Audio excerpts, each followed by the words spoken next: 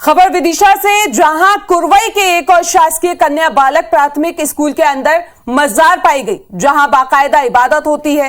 राष्ट्रीय बाल संरक्षण आयोग के अध्यक्ष ने खुद जाकर देखा कि सरकारी स्कूल के 5 कमरों को पार करने के बाद स्कूल के अंदर ही एक मजार है, जहां लोग इबादत भी करते हैं, जिस पर आयोग अध्यक्ष ने प्राचार्य के सामने घोर आपत्ति दर्ज कराते हुए कहा है कि शिक्षा के केंद्र में सांप्रदायिकता बर्दाश्त नहीं की जाएगी।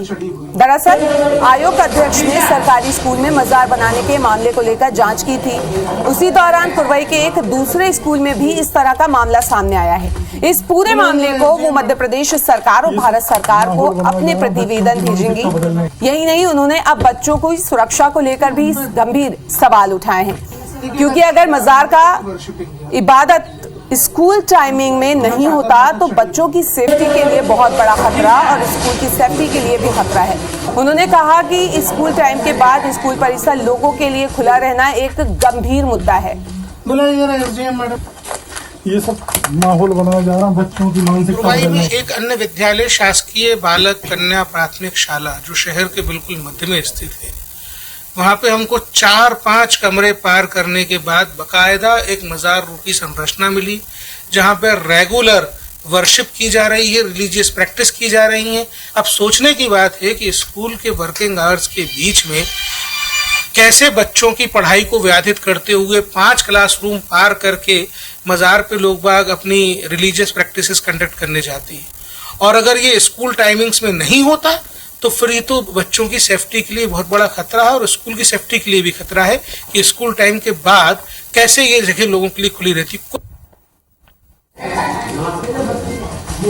ज्यादा जानकारी के लिए हमारे संवाददाता मनोज पांडे हमसे जुड़ गए हैं। मनोज, कई सवाल खड़े हो रहे हैं। माहौल बनाया जा रहा, बच्चों की निश्चित सवालों की तो बहुत झड़ी विदिशा के शिक्षा विभाग पर है। ये जिस प्रकार से शान फिरदौस जो प्राचार्य रही हैं, विद्यालय की पूर्व प्राचार्य रही हैं, हालांकि वो निलंबित कर दी गई हैं, उनके द्वारा इस प्रकार का कृत्य करना अपने आप में शिक्षा के केंद्र में एक बिल्कुल सांप्रदायिकता को बढ़ावा देना है। स्कूल परिसर के अंदर मजार बना देना और पति जो उनके स्पोर्ट्स टीचर थे उनकी बड़ी भूमिका इसमें भी रही है। तो कुल मिला के पति पत्नी द्वारा इस प्रकार का काम कर लेना।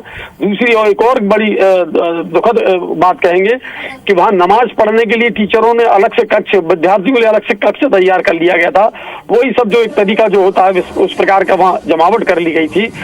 राष्ट्रीय बाल आयोग के अध्यक्ष ने प्रियंका कानून ने जब वहां दौरा किया तो उसमें साफ उन्होंने ये पाया, बच्चियों से बात की, स्टाफ से बात की है, तब ये स्पष्ट पाया कि वहां बच्चियां मांग कर रही थी अलग से नमाज पढ़ने के लिए कक्ष की।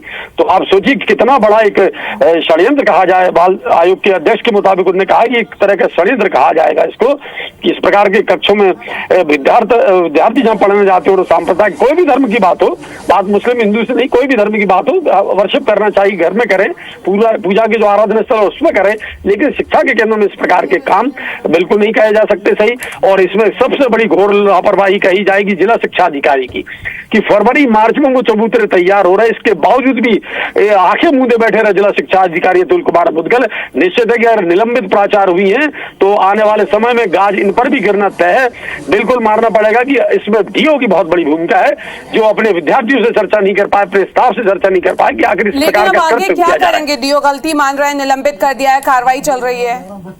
सिर्फ कार्रवाई निलंबित करने से ये कार्रवाई का पटाक्षेप नहीं कहा जा सकता है। हाँ। इसमें बिल्कुल दंडात्मक कार्रवाई होगी और इसमें दोषी जिला शिक्षा अधिकारी भी बिल्कुल इसी प्रकार से माने जाएंगे और निश्चित आने वाले समय में वो भी नब जाए तो बहुत बड़ी बात नहीं है, क्योंकि जिला प्रशासन के संज्ञान में सब आ गया है।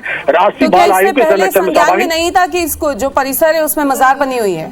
कमाल यही बात है जिला शिक्षा अधिकारी की, फरवरी मार्च में गए, 15 अगस्त को बाकायदा रिपोर्ट पेश की गई है और इसके बाद भी वो चुप रहे। इसका खामियाजा शायद उनको भुगतना नहीं पड़े। बिल्कुल कह सकते हैं, शायद खामियाजा उन्हें यहाँ पे भुगतना पड़े अपने चुप रहने का। इस तमाम जानकारी के लिए आपका बहुत बहुत शुक्रिया।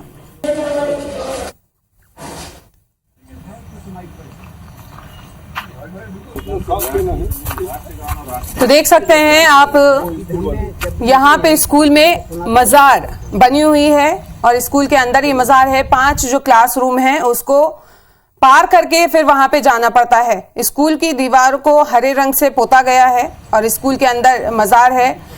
डीएफओ को पता था और वो गए 15 अगस्त और वैसे भी दौरा किया, लेकिन उसके बावजूद कोई एक्शन उन्होंने यहाँ पे नहीं लिया। स्कूल की जो प्राचार्य हैं उन्हें निलंबित कर दिया गया है। आपको ये भी बता दें कि राष्ट्रीय बाल संरक्षण आयोग के अध्यक्ष ने इस पूरे मामले की जांच की। स्कूल के अंदर मिली मजार में इबादत होती रहती है और एमपी सरकार और भारत सरकार को अब प्रतिवेदन जो है वो भेजने की बात यहां पे कही जा रही है।